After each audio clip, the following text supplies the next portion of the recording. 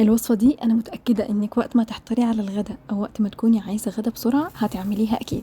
جبت الطاسة بتاعتي، حطيت فيها معلقتين كبار من الزيت، وقطعت البانيه بتاعي كده شرايح، وهبدأ أفرده في الصينية كده زي ما انتوا شايفين. مش هقلبه خالص عشان مينزلش أي سوائل. أول ما ياخد اللون هبدأ أقلبه كده على الناحية التانية، وهديله كده تقلبتين، وهنزل بالبهارات بتاعتي. رشة فلفل أسمر، حطيت كمان رشة من الزعتر بتبقى ريحتها حلوة قوي، بتدي طعم حلو قوي، ده اختياري، ورشة من السبع بهارات، وكمان رشة من الكزبرة، وكمان شوية من القرفة دي اختياري برضو، وشوية من الملح. طبعا اي بهارات عندك في البيت تقدري تحطيها، اللي متوفر عندك حطيه، اللي مش متوفر ما تحطيهوش، اللي تحبيه حطيه. مش هتبقى يعني مربوطة بالبهارات دي. يعني اللي انت تحبيه ما توقفيش، اعملي على طول.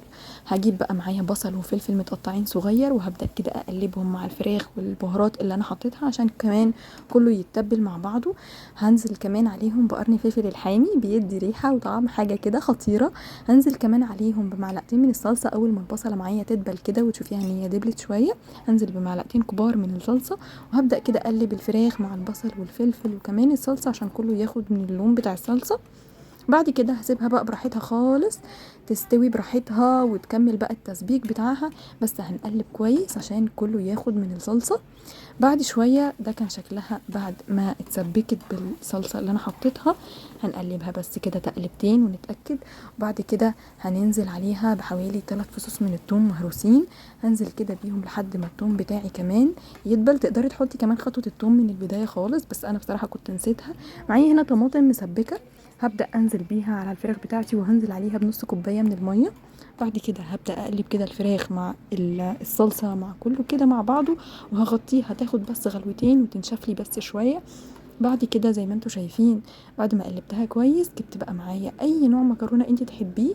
انا المكرونة سلقاها ويا دوبك طلعتها صفيتها بس. وبعد كده نزلت بيها في الصلصة وهديها كده تقلبتين تاخد من الطعم.